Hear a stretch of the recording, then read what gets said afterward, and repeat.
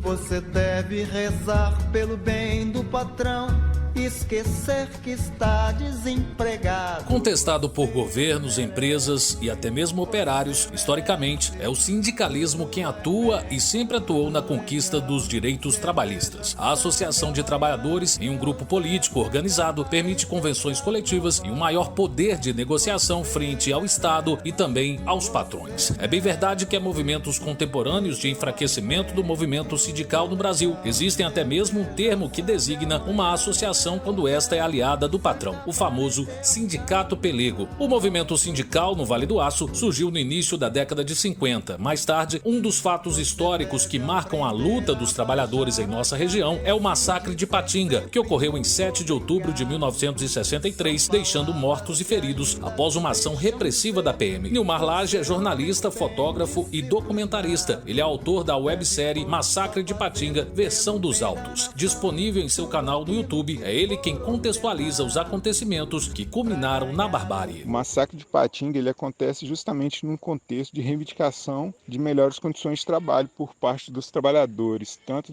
das empreiteiras quanto da própria Usiminas, né? Os trabalhadores queriam condições ideais de moradia, porque os alojamentos eram muito precários, queriam melhores condições de alimentação, melhores rendimentos também, né, pelo tempo trabalhado, e havia uma certa dificuldade de trato com a empresa porque eles não tinham um sindicato que os representasse diretamente, né? O Metasita, que era presidido à época pelo Geraldo Ribeiro, que apesar de representar os trabalhadores da Acesita, né, atual Peram, ele deu suporte para os trabalhadores da Usiminas nesse primeiro momento de implantação da empresa, né, e organização dos trabalhadores. No contexto geral do Brasil, havia em São Paulo um movimento da classe operária também se organizando junto com a CGT. Tanto é que em São Paulo, depois do acontecido no 7 de outubro, né, já no mês de novembro, em São Paulo tem uma paralisação de 600 mil trabalhadores. Então, o movimento sindical no Brasil estava começando a ganhar força, né? Tudo indica como a Usiminas, através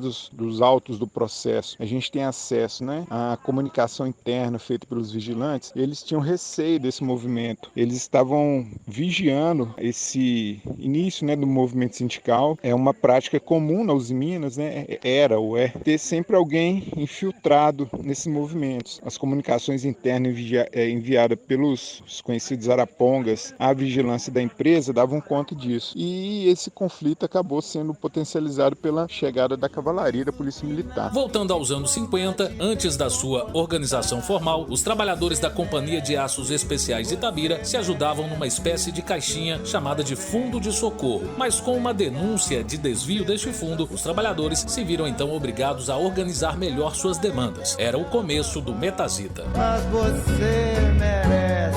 Marcos Vinícius é o atual presidente do sindicato. Ele assumiu há menos de um ano, em outubro de 2021. Marcos, fale pra gente então como surgiu o sindicato e um pouco da história do Metasita. O sindicato surgiu na década de 50, em exatamente 8 de agosto de 1950, pelo então ex-chefe da divisão de saúde, Dr. Pedro Sampaio Guerra. Foi reconhecido como entidade em abril de 1952. Nesses 70 anos, que será completado este mês de abril, já se passaram 21 presidentes, tendo alguns fatos ao longo da história, como por exemplo a criação do Grupo Sem Censura em 1985, o Programa Pró Saúde em 1999, criado pelo então ex-diretor Darcy, e em 2021 houve uma assembleia onde os sócios do sindicato votaram a expulsão de um presidente, ou seja, teve o primeiro presidente cassado pelos trabalhadores. Quais as principais conquistas do sindicato ao longo dos anos? Em 1984, o retorno de férias. Em 1985, a data base passou a ser em 1º de novembro. Em 1986, o adicional de periculosidade foi uma conquista, junto com os restaurantes dentro da empresa. Em 1988,